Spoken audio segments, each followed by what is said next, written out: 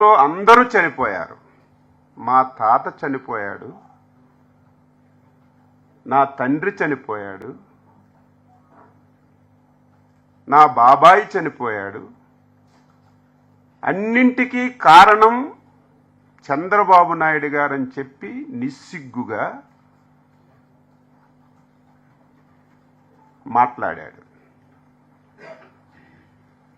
ఆయన మాట్లాడినటువంటి ప్రతి మాట ఆయన్ని అన్వహించుకొని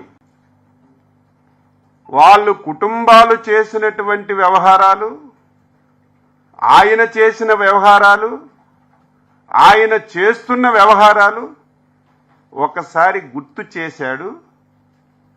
కానీ అది చంద్రబాబు నాయుడు గారే చేస్తున్నట్టుగా బయటికి వ్యక్తపరిచాడు.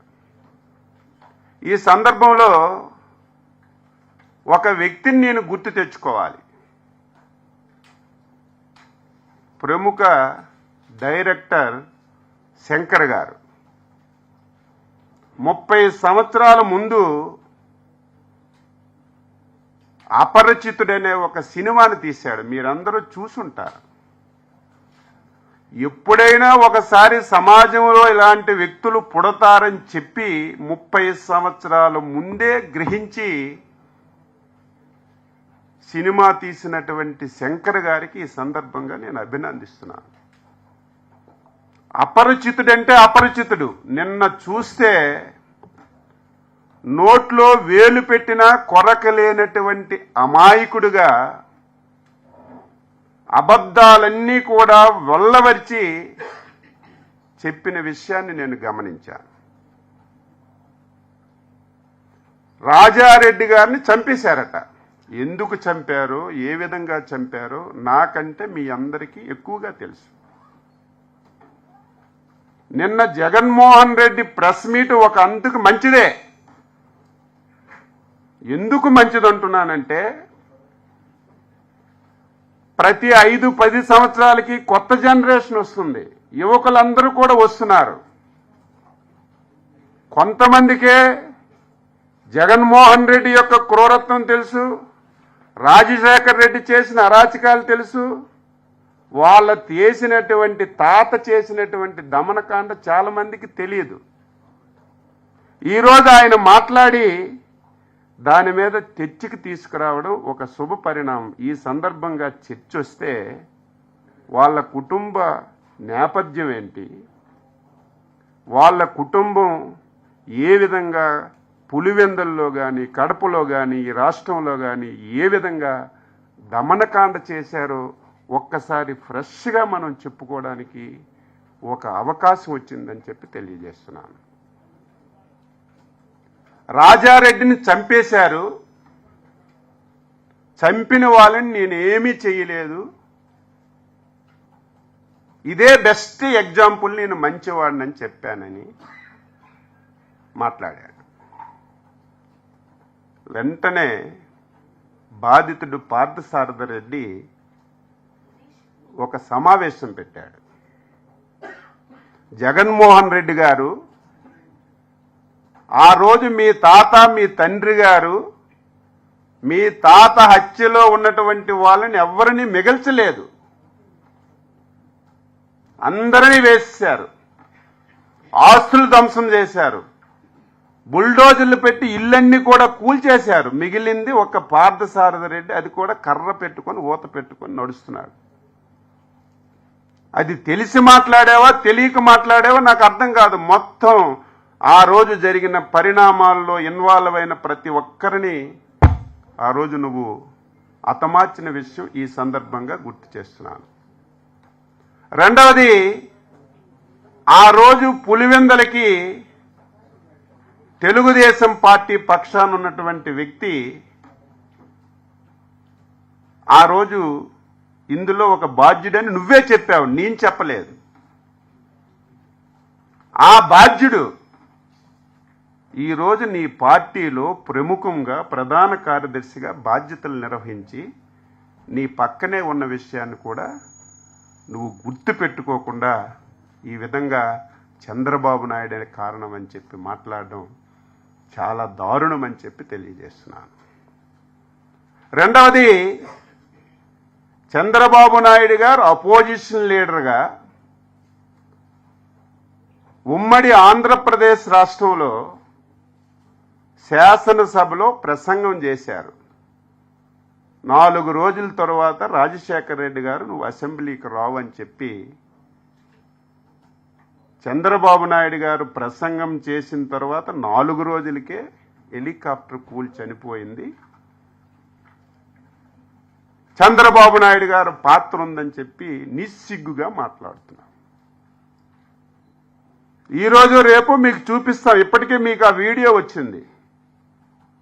చంద్రబాబు నాయుడు గారు స్పష్టంగా చెప్పారు. అదేంటో మన రాష్ట్రం యొక్క దౌర్భాగ్యం. ఆ రోజు రాజశేఖర రెడ్డికి కానీ ఈరోజు జగన్మోహన్ రెడ్డి కానీ మన రాష్ట్రం మీద, మన రాష్ట్రంలో ఉన్న దేవుళ్ళ మీద ఒక కక్ష కట్టుకున్నారు. ఎందుకంత పగ? దేవుళ్ళ మీద మీకు ఎందుకంత పగ?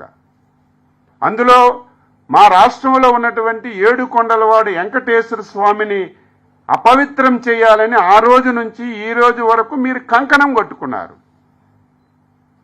అందులో భాగంగా నీ తండ్రి ముఖ్యమంత్రిగా శాసనసభలో వెంకటేశ్వర స్వామికి 7 కొండలు అవసరం లేదు, 5 కొండలని చెప్పి నిండు శాసనసభలో మాట్లాడితే, ఆ సందర్భంలో అపోజిషన్ లీడర్గా నేను వెంకటేశ్వర స్వామికి భక్తుణ్ణి, ఆ ప్రాంతంలో వెంకటేశ్వర స్వామి పాదాల చెందన పెరిగిన వాడిని, వెంకటేశ్వర స్వామికి ఎవరు అపత్యం చేసినా సరే ఎవరికి మంచి జరగదు, మేలు జరగదు అని చెప్పి మాట్లాడినటువంటి మాటలని చెప్పి తెలియజేస్తున్నాను.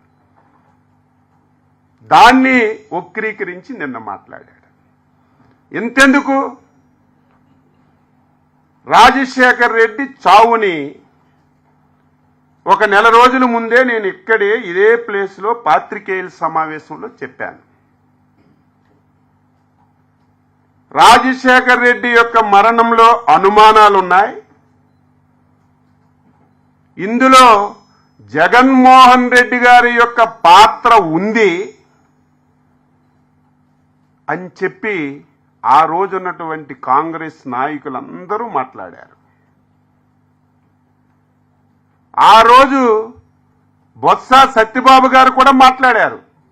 నేను మాట్లాడితే ఆయన ఏడ్చాడు. ఎందుకు ఏడ్చాడో నాకు ఈ రోజుకి అర్థం కావడం లేదు. నేనేం తప్పు మాట్లాడానా? మీ జగన్మోహన్ రెడ్డి లాగా లేనిది ఉన్నట్టుగా మాట్లాడానా? ఉన్నది వాస్తవం. ఆ రోజు నువ్వు పిసిసి అధ్యక్షుడిగా ఏం మాట్లాడావో అదే నేను ఆ రోజు చెప్తే నువ్వు ఏడ్చావు. ఎందుకు ఏడ్చావు? ఈ రోజుకి సమాధానం లేదు. ఎంత మోసం, దగ, ఎంత కుట్ర, ఎంత దౌర్భాగ్యంగా వ్యవహరిస్తున్నాడు. ఎగ్జాంపుల్ ఆ రోజు నువ్వే నా తండ్రి సావుకి రిలయన్స్ గ్రూప్ అధినేత ముఖేష్ అంబానీ గారని చెప్పి నువ్వే చెప్పావు. ఆంధ్ర రాష్ట్రంలో ఉన్నటువంటి రిలయన్స్ సంస్థలన్నింటి మీద మీ వాళ్ళందరినీ పంపించి దాడులు చేశావు. ఇది వాస్తవమా కాదా? ప్రజలందరికీ నేను ఈ సందర్భంగా అడుగుతున్నాను. పాత్రికేయులుగా మీరు కూడా ఒకసారి గుర్తుపెట్టుకోవాలి. అచ్చెన్నాయుడు చెప్పింది వాస్తవమా కాదా అని తెలుసుకోవాలి. నువ్వే రిలయన్స్ వాళ్ళ పాత్ర ఉందని చెప్పి దాడులు చేయించి, నానా యాతన చేయించి, నువ్వు అధికారంలోకి వచ్చిన తర్వాత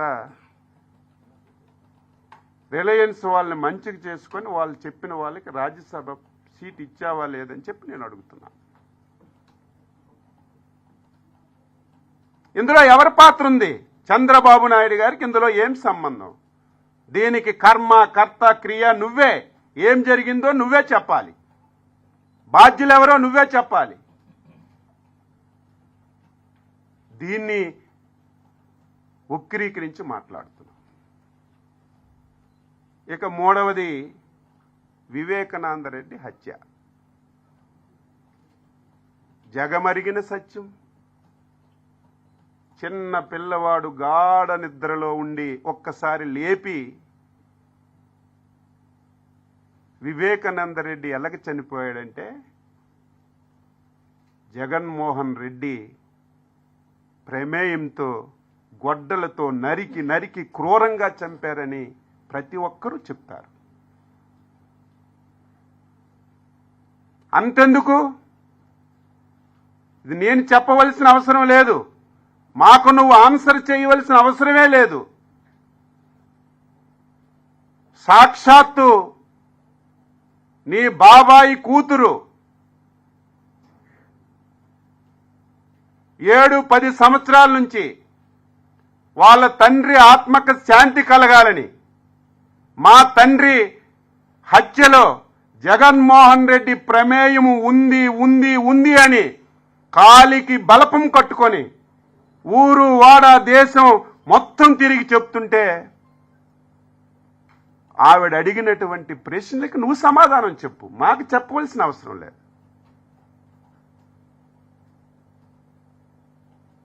కనీసం మేము అడిగిన దానికైనా ఇన్ని రోజులైంది, ఒక్క రోజైనా సరే నువ్వు సమాధానం చెప్పకుండా దీన్ని కూడా నువ్వు చంద్రబాబు నాయుడు గారి ప్రమేయం ఉంది, గొడ్డల పార్టీ ఎందుకు గింజుకుంటున్నావు?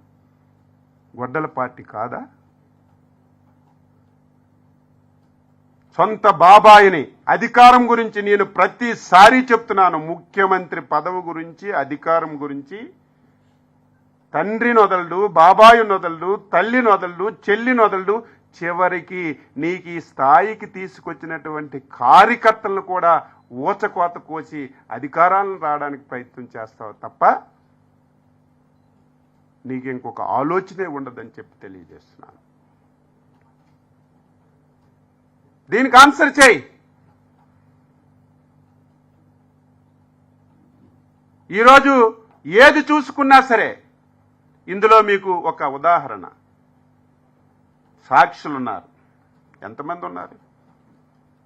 వివేకానందరెడ్డి హత్యలో ఉన్నటువంటి సాక్షులను ఒకసారి తీసుకుంటే ఒక్కొక్కరిని ఏ విధంగా హతమార్చారో మీ అందరికి కూడా తెలుసు.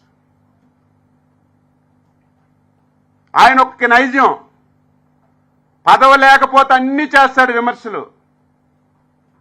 5 సంవత్సరాలు ఏం పీకావు నువ్వు? అపోజిషన్లో ఉన్నప్పుడు నీ తండ్రి హత్య మీద మాట్లాడావు, నీ బాబాయ్ హత్య మీద మాట్లాడావు. నాకు విశాఖపట్నం ఎయిర్పోర్ట్లో కోడి కత్తితో పొడిచారు, చంపడానికి ప్రయత్నం చేశారని సింపతి చేశావు, గులకరాయితో కొట్టించుకున్నావు. ఒక్క రోజైనా సరే నువ్వు ఈ విషయాల మీద మాట్లాడి ఏవైనా సరే చర్యలు తీసుకున్నావని అడుగుతున్నాను. అధికారం లేనప్పుడు మాట్లాడడం, అధికారం వచ్చిన తర్వాత కనీసం దాని గురించి మాట్లాడకపోవడం ఆయన యొక్క నైజం అని చెప్పి తెలియజేస్తున్నాను. ఇష్టానుసారంగా మాట్లాడుతున్నాడు. వంగవీటి రంగా గారిని చంపిన దాంట్లో చంద్రబాబు నాయుడు ఉన్నాడని నేను అడుగుతున్నాను. ఆన్సర్ చేయి. ప్రథమ ముద్దాయి కొడుకు, ప్రథమ ముద్దాయి చనిపోయాడు, కొడుకు ఎక్కడున్నాడు? ఏ పార్టీలో ఉన్నాడు? ప్రతిరోజు నువ్వు వారంగా ఒకసారి బెంగళూరు వెళ్ళి వస్తున్నప్పుడు నీకు దిగబెట్టడానికి, ఆహ్వానించడానికి ఎవరు ప్రధానంగా వస్తున్నారు? ఆన్సర్. అంటే ఏది పడితే అది మాట్లాడతావంటే ప్రజలు విశ్వసిస్తారా, నమ్ముతారని చెప్పి నేను అడుగుతున్నాను.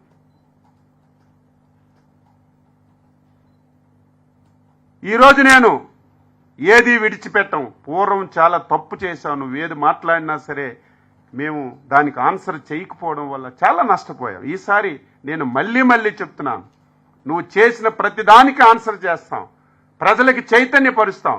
నేను చెప్పిన దాంట్లో ఏదైనా పొరపాటు ఉంటే, ఏదైనా తప్పు ఉంటే ఆన్సర్ చేయమని చెప్పుకుంటున్నాను. అందులో నువ్వు చేయి.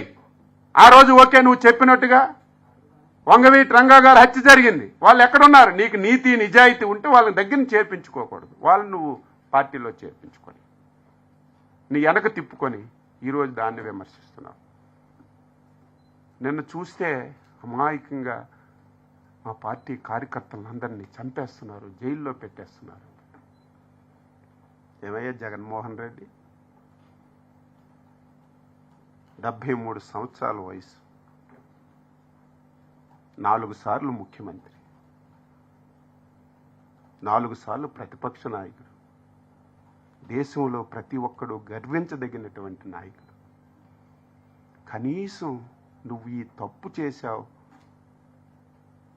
నోటీసు కూడా ఇవ్వకుండా అరెస్ట్ చేసి 53 రోజులు జైల్లో పెట్టావు. ఆన్సర్. అంతెందుకు, నేనేం తప్పు చేశాను? తెలుగుదేశం పార్టీకి, చంద్రబాబు నాయుడికి నమ్మి బలంగా నువ్వు చేసిన తప్పులు ఎండగట్టడమే నేను చేసిన తప్ప.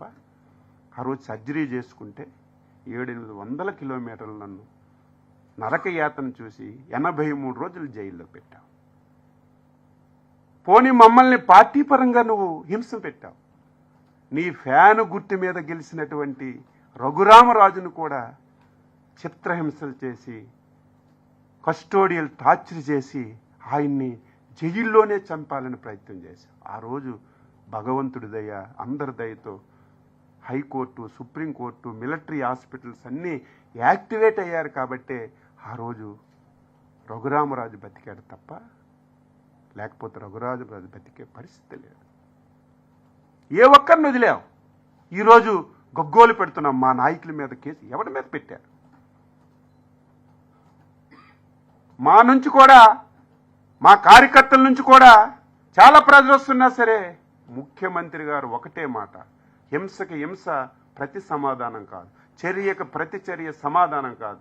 ప్రజల్ని చైతన్యపరుద్దాం, 10 కార్యక్రమాలు మంచివి చేసి ప్రజల్లో అభిమానం పొందుతాం తప్ప వాళ్ళలాగా మనం చేస్తే బాగోదని 2 సంవత్సరాలుగా ఎక్కడ కూడా ఎటువంటి కార్యక్రమాలు లేకుండా ప్రశాంతంగా ముందుకు తీసుకెళ్తున్న విషయాన్ని ఒకసారి మీ అందరికి కూడా గుర్తు చేస్తున్నాను. సోషల్ మీడియా గురించి మాట్లాడాడు. ఏమండి, మీరు ఆన్సర్ చేయాలి కదా, ప్రశ్నలు వేయాలి కదా. సోషల్ మీడియా గురించి మాట్లాడే నైతిక హక్కు ఆ వ్యక్తికి ఉందా? ఎవరిని వదిలావు? ఏ ఒక్కరినైనా వదిలేవా సోషల్ మీడియాలో? జడ్జిలను వదలలేదు, రాజకీయ పార్టీలను వదలలేదు, రాజకీయ నాయకులను వదలలేదు. ఎంతెందుకు, నీకు జన్మనిచ్చినటువంటి నీ తల్లిని వదలలేదు, నీతో రక్తం పంచుకున్నటువంటి నీ చెల్లిని వదలలేదు. ఏ ఒక్కరిని కూడా సోషల్ మీడియాలో వదలకుండా నరక యాతన చూపించినటువంటి నువ్వు సోషల్ మీడియా గురించి మాట్లాడుతున్నావు. పాపం రంగనాయకమ్మ ఏం పెట్టింది? ఒక పోస్ట్ ఫార్వర్డ్ చేస్తే ఆవిడికి ఎంత హింస పెట్టారు. సీనియర్ జర్నలిస్టులకు ఇబ్బంది పెట్టారు. విశాఖపట్నంలో ఒక ఆయనకి కర్నూలు వరకు తీసుకెళ్లి మొత్తం తిప్పితే గుండెపోటు వచ్చి చనిపోయారు. 5 సంవత్సరాల్లో నువ్వు చేసినటువంటి అరాచకాలు ఇంత అంతా కాదు. ఏ ఒక్కరిని వదలలేదు, ఏ ఒక్కరిని వదలలేదు. డాక్టర్ గారు నిన్నటికే 5 సంవత్సరాలు అయింది. సుధాకర్ డాక్టర్ ఏమడిగాడు? మాస్క్ అడిగితే చంపేశారు. పిచ్చోడు పెట్టి రోడ్డు మీద మొత్తం చంపి, సభ్య సమాజం అసహించుకునే విధంగా ఒక డాక్టర్ని రోడ్డు మీద, నడి రోడ్డు మీద చంపేశారు. మా రేపల్లి కాన్స్టిట్యున్సీలో గౌడ్, బలహీన వర్గాలకు చెందిన వ్యక్తి అమర్నాథ్ గౌడ్ ఏం చేశాడు? మా అక్కకి అల్లర పెడుతున్నారని అడిగితే పెట్రోల్ పోసి నోట్లో గుడ్డలు పెట్టి, ఇంత క్రూరత్వం ఎక్కడైనా సరే ఉందా? మానవ సమాజంలో ఎక్కడైనా సరే ఇటువంటి క్రూరత్వాలు ఉన్నాయా? నీ హయాంలో, నీ నాయకత్వంలో నోట్లో గుడ్డ పెట్టి పెట్రోల్ పోసి అమర్నాథ్ గౌడ్ని చంపేశారు. సలాం కుటుంబం ఏం చేశారు? దొంగతనం చూపితే మొత్తం అందరూ కూడా ట్రైన్ కింద పడి ఆత్మహత్య చేసుకున్నారు. మాట్లాడితే నిన్న సినిమాలు కూడా చూపించారు, మా కార్యకర్తలను చంపేస్తున్నారు. సిగ్గుందా నీకు? 5 సంవత్సరాలు కోత కోచావు. హరిజన, గిరిజన, బడుగు, బలహీన వర్గాల్ని నడి రోడ్డు మీద నరికి పడేశావు. నందం సుబ్బయ్య ఏం చేశాడు? బీసీ నాయకులందరినీ మొత్తం నరికి మొత్తం కార్యకర్తల యొక్క ప్రాణాలు మొత్తం తీసినటువంటి నువ్వు ఈ రకంగా మాట్లాడుతున్నావు. ఒక్కటైనా వాస్తవం ఉందో చెప్పండి. పచ్చి అబద్ధాలు. నేను చెప్పింది ఒక్కటైనా తప్పుంటే మీరు కూడా ప్రశ్నించండి. రాజారెడ్డి నుంచి వివేకానంద రెడ్డి వరకు ప్రతి సావులో నువ్వు లబ్ధిదారుడు, లబ్ధి పొందింది నువ్వే. మాట్లాడితే చచ్చిపోనని చంపేడు, మళ్ళీ శవం దగ్గరికి వెళ్ళి ఏడ్చీడు, అయ్యయ్యో నాకెవరు లేరని చెప్పడం, ఇది నీకు ఒక అలవాటు అయిపోయింది. దీన్ని మేము పూర్తిగా ఎండ కడతామని చెప్పి తెలియజేస్తున్నాను. మావిగన్ ఇంకెన్ని రోజులు ప్రజలకు మభ్య పెడతావు? 5 సంవత్సరాలు అధికారంలో ఉన్నప్పుడు మావిగారు నీకు గుర్తులేదా? కనీసం భారత ప్రభుత్వం, భారత పార్లమెంట్లో, రాజ్యసభలో చట్టం చేసిన తర్వాత కూడా ఇంకా మావిగానని చెప్పి ప్రజలకు నువ్వు మభ్య పెడుతుంటే ఏమనాలి? నిన్ను సైకో అనాలా, పిచ్చివాడు అనాలా, ఏమనాలి? నాకే అర్థం కావటం లేదు.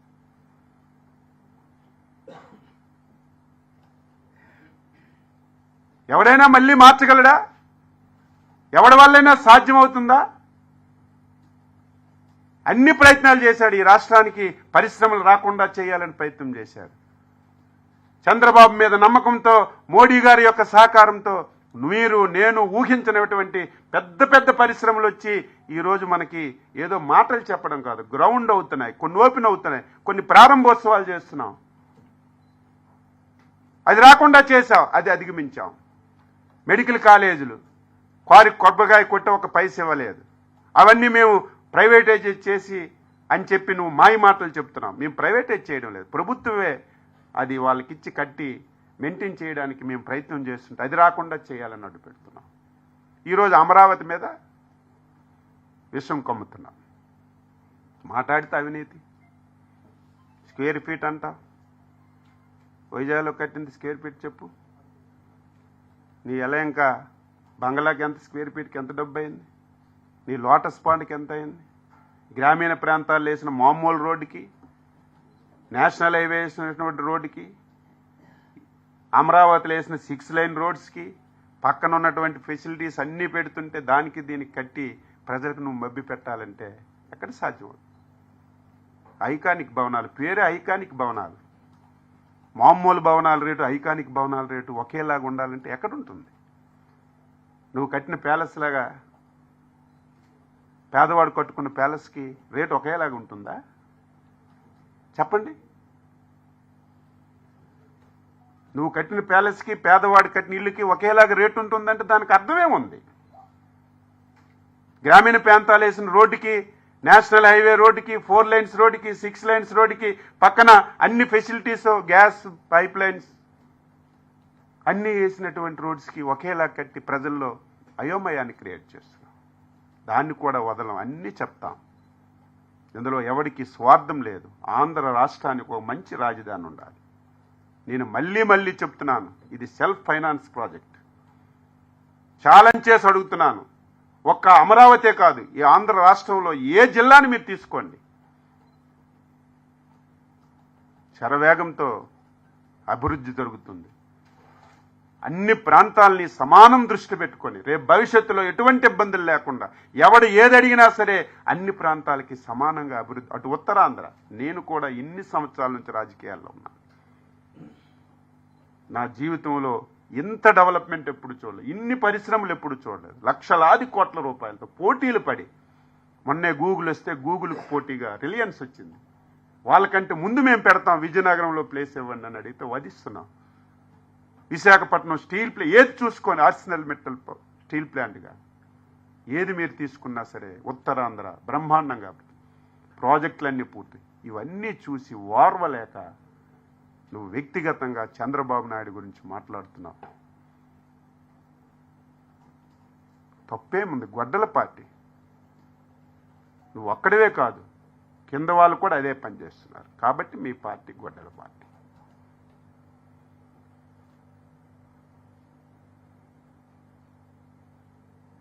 ప్రజలందరికీ ఒకటే కోరుతున్నాను, ప్రశ్నించాలి. మీరు కూడా ప్రతి విషయాన్ని మీరు తెలుసుకోవాలి. కావాలని చెప్పి బురద జల్లడానికి ఒక ప్రయత్నం చేస్తున్నారు. మేము ఎప్పటికప్పుడు కూడా దీనికి సమాధానం చెప్తూ ఉంటాం. ఏది అడిగినా సరే ఆన్సర్ చేస్తాం. ఇంక రేపు భవిష్యత్తులో అమరావతి గురించి కూడా చాలా స్పష్టంగా ఎందుకు ఇంత అవుతుంది, ఏమేం చేస్తున్నాం అన్నీ స్పష్టంగా కూడా చెప్తామని చెప్పి తెలియజేస్తూ, ఈ రోజు నుంచి ఒక గొడ్డల పార్టీయే కాదు, కింద సబ్ హెడ్డింగ్ కూడా నేను పెడుతున్నాను. గొడ్డల పార్టీ సమాజానికి హానికరం. ప్రతి ఒక్కరు గుర్తుపెట్టుకోవాలి. ఇదేదో మాకు కాదు, ఇటువంటి వ్యక్తి రాజకీయాలు ఉండడానికి అవకాశం ఉండకూడదు. మీ అందరికీ తెలుసు, చంద్రబాబు నాయుడు ముఖ్యమంత్రిగా ఉమ్మడి ఆంధ్రప్రదేశ్లో కానీ మన రాష్ట్రంలో కానీ ముఠా కక్షల్ని అరికట్టాడా లేదా, నక్సలిజాన్ని అరికట్టాడా లేదా, మత కల్లోలాన్ని అరికట్టాడా లేదా, ఫ్రాక్షనిస్టులు కూడా అరికట్టాడా లేదా. ఈయన కూడా ఫ్రాక్షనిస్ట్ అయితే 2 నిమిషాల్లో అరికట్టచ్చు. ఈయన రాజకీయ ముసుగులో ఉన్నటువంటి ఒక ఫ్రాక్షనిస్ట్ కాబట్టి రాజకీయ ముసుగేసుకొని ఈరోజు వ్యవహారాలు చేస్తున్నాడు కాబట్టి ఈ మాత్రమైనా సరే ఉన్నాడు తప్ప నిజమైనటువంటి ఫ్రాక్షనిస్టు రాజకీయ పార్టీ ముసుగులో నడుపుతున్నాడు. దీని బండారాన్ని మేము ప్రతి ఒక్కరికి చెప్పి ఎడ్యుకేట్ చేసి ఇటువంటి వ్యక్తి ఈ రాష్ట్రంలో ఉండకూడదు, తెలుగు జాతికి అరిష్టం అని చెప్పి ఈ సందర్భంగా ప్రతి ఒక్కరికి తెలియజేస్తున్నాను.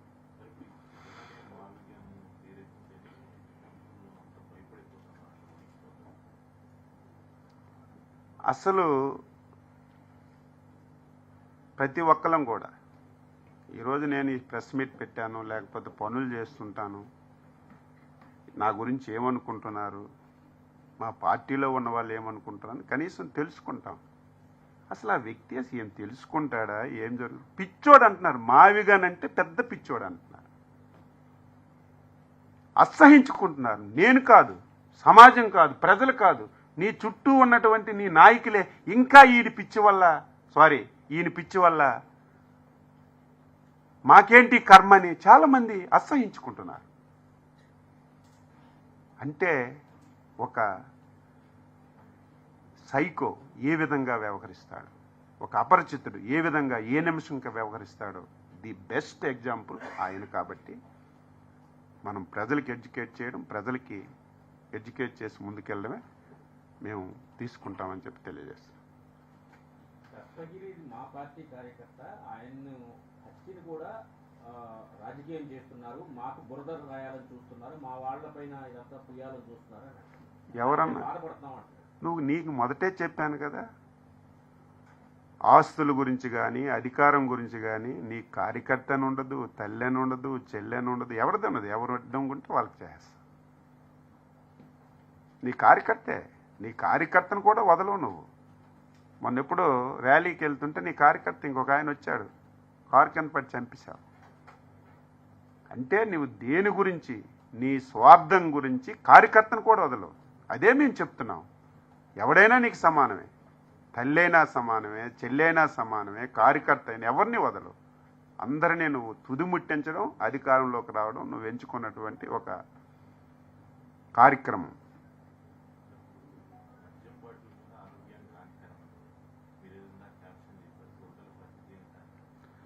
సమాజానికి హానికరం. ఇదేదో అచ్చెన్నాయుడికో చంద్రబాబు నాయుడుకో మా పార్టీకి కాదు, యావత్ తెలుగు సమాజానికి హానికరం. ప్రతి ఒక్కరు గమనంలోకి తీసుకురావాలి. మేము చెప్పిన విషయాలని స్టడీ చేయమంటున్నాం. నేను చెప్పిన దాంట్లో ఏదైనా తప్పు ఉందా? ఈరోజు ఉన్నటువంటి యూత్ కూడా తెలుసుకోవాలి. నాకు కూడా తెలియదు. వాళ్ళ తాత చేసిన విషయాలు అప్పుడు మేము చిన్నపిల్లను, తెల్లవారి నుంచి నాకు పులివెందుల నుంచి విపరీతమైన మెసేజ్లు, సార్ ఇది చూడండి, ఇది చూడండి, ఈ వీడియో చూడండి, ఆ వీడియో చూడండి. ఒక వీడియో పంపించారు, ఒక ఇంట్లో గ్రానైట్స్ పెట్టి పేల్చారు. ఇన్ని దారుణాలు ఇవెవరికి తెలియదు? కనీసం నీ పుణ్యాన మీ కుటుంబం హిస్టరీ అంతా బయట పెట్టడానికి ఒక అవకాశం వచ్చింది. ఆ అవకాశం నువ్వే ఇచ్చావు. కంపల్సరిగా మొత్తం అంతా బయట పెడతాం, సమాజాన్ని చైతన్యపరుస్తాం, ప్రతి ఒక్కరికి పరిణామాలన్నీ తెలియజేసి ఈ రాష్ట్రాన్ని కాపాడుకోవడానికి అన్ని ప్రయత్నాలు చేస్తాం. నువ్వేదో గుడ్డ కాల్చి మా ముఖం మీద పెడితే ఆ గుడ్డ నీ మీదే పడుతుంది, పూర్వంలాగా విడిచిపెట్టే ప్రశ్న లేదు. అలాగని చెప్పి వల్గరగా తిట్టడం, ఏదో విమర్శలు చేయడం కాదు. ప్రజలకు ఎడ్యుకేట్ చేస్తాం. ప్రతి ఒక్క వాస్తవం కూడా ప్రజలకు చెప్పడానికి అన్ని విధాల ప్రయత్నం చేస్తాం అని చెప్పి తెలియజేస్తున్నాను. ఈరోజు వివేకానంద రెడ్డి హత్య గురించి మేమెవ్వరం మాట్లాడు. నీ చెల్లి అడిగిన ప్రశ్నలకు నువ్వు సమాధానం చెప్పు. గొడ్డల పార్టీ అచ్చెన్నాయుడు చెప్పడం కాదు, నీ తోడ బుట్టివే గొడ్డల పార్టీ ఉంటుంది, నీ చిన్నాన్న కూతురే గొడ్డల పార్టీ ఉంటుంది. అందరూ గొడ్డల పార్టీ. గొడ్డలతో చంపిన వాళ్ళకి గొడ్డల పార్టీ అనకపోతే ఏమనాలి? Gun culture. చంద్రబాబు నాయుడు గురించి మాట్లాడే మాటలేనవి ఎప్పుడైనా సరే, ఎక్కడైనా సరే ఇటువంటి దానికి ప్రోత్సాహం ఇచ్చినటువంటి సందర్భాలు ఉన్నాయా? అటువంటి వ్యక్తి గురించి నువ్వు మాట్లాడుతున్నావు.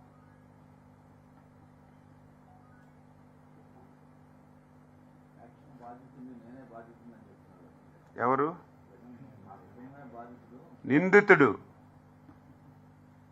నిందితుడు అన్ని సావులకి లబ్ధి పొందినటువంటి లబ్ధిదారుడు, అంతిమ లబ్ధిదారుడు ఆయనే.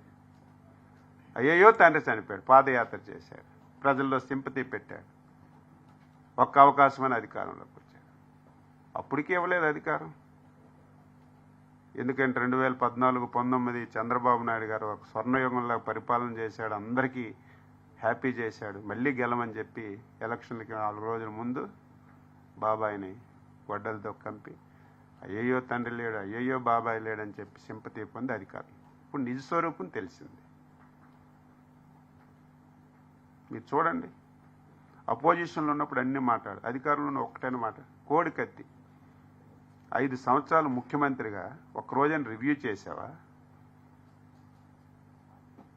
నీ బాబా హత్య ఇంత గగ్గోలు పెట్టావు, సిబిఐ అన్నావు, అన్నీ అన్నావు, ఒక్కరోజైనా మాట్లాడావా?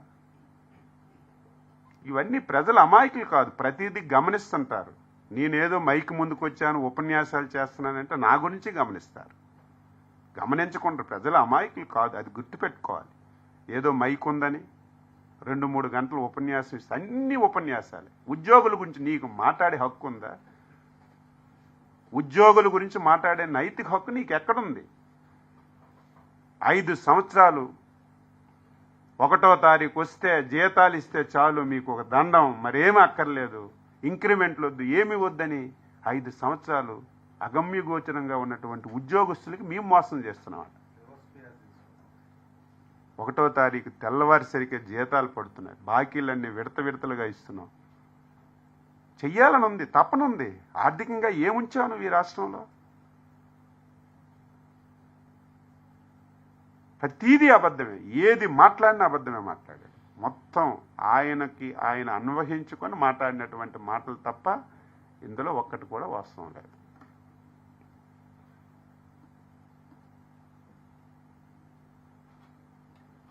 Okay, thank you. Petrol diesel రేట్లు కూడా పెరిగాయి అని చెప్పి మాట్లాడాడు. ఆయన హయాంలో కూడా పెరిగినట్టు కూడా అంగీకరించారు. పెట్రోల్ డీజిల్ కేంద్ర ప్రభుత్వం తగ్గించినా ఈయన తగ్గించలేదు, ఈయన మాట్లాడుతున్నాడు. ఈరోజు ఉన్న పరిస్థితులు, యుద్ధం జరుగుతుంది దేశంలో, ప్రపంచంలో అన్ని దగ్గరలో ఈ బాధ ఉంది. ప్రతి ఒక్కరూ ఇబ్బంది పడుతున్నాం. దీనికి భవిష్యత్తులో ఇంకా సమస్య లేకుండా ఏడ్ చేయాలని చెప్పి పొదుపు సమస్యలన్నీ మనం చెప్తుంటే దాన్ని విమర్శిస్తున్నాడు. పెట్రోల్ డీజిల్ ఇదేదో కేంద్ర ప్రభుత్వం పెంచితే పెంచారు, ఇది మనకు సంబంధం లేదు. కేంద్ర ప్రభుత్వం తగ్గించినా సరే ఆంధ్ర రాష్ట్రంలో తగ్గించినటువంటి నువ్వు పెట్రోల్ ధరల గురించి మాకు మాట్లాడుతున్నావు. ఇంధన ధరలు తగ్గిస్తామన్నావు. ఇంధన ధరలు అంటే పెట్రోల్ కాదు, పవరు. తగ్గించామా లేదా? పెంచామా? మా చేతిలో ఉంది ఇంధనం అంటే పవరు. ఎప్పుడైనా ఉందా ఆంధ్రప్రదేశ్ చరిత్రలో విద్యుత్ ధరలు తగ్గించడం ఎప్పుడైనా ఉందా? ఈ చరిత్రలో ఫస్ట్ టైం చంద్రబాబు నాయకత్వంలో విద్యుత్ ధరలు తగ్గించాం. రేపు భవిష్యత్తులో ఇంకా తగ్గించడానికి ప్రయత్నం చేస్తున్నాం. మా చేతిలో ఉంది, ప్రయత్నం చేస్తున్నాం. డీజిల్ పెట్రోలు దేశ విదేశాల్లో ఉన్నటువంటి సమస్య, అంతర్జాతీయంగా ఉన్నటువంటి సమస్య. దాన్ని పట్టుకొని ఇష్టానుసారంగా మాట్లాడుతున్నారు.